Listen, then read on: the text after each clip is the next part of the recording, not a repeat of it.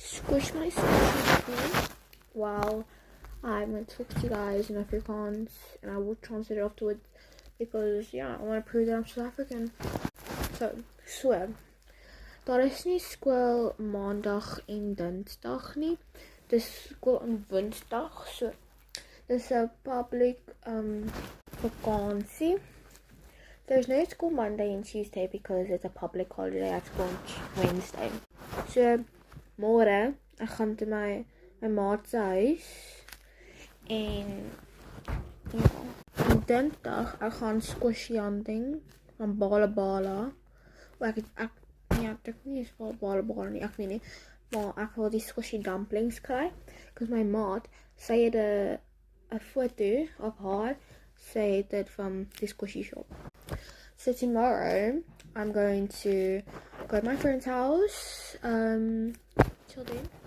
And Tuesday I'm going to a squishy shop to buy some squishy dumplings.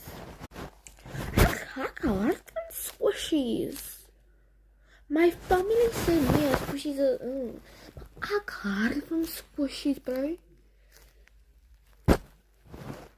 I love squishies. Like my whole family says I like squishies. What squishies are disgusting. I love squishies. Jy moet sê in die comments as jy Afrikaans is of Suid-Afrikaans.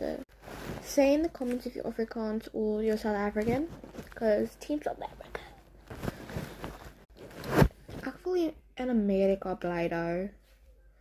Ek voel Nido's, die squishies en al die mense dumplings kry. So, maar ek is nie in Amerika nie, ek is in Suid-Afrika. So ek kan nie Nido's kry.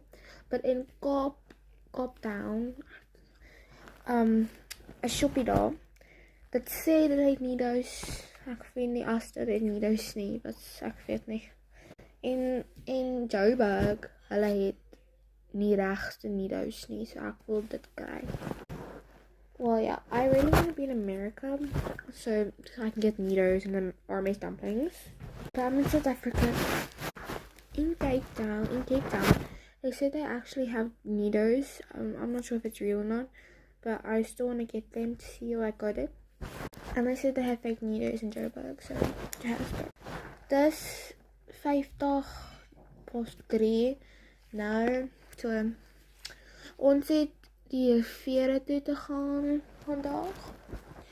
Ons het, well, ek is a vegetarian, so come back for part 2 because I want to do part somebody else. See you back for part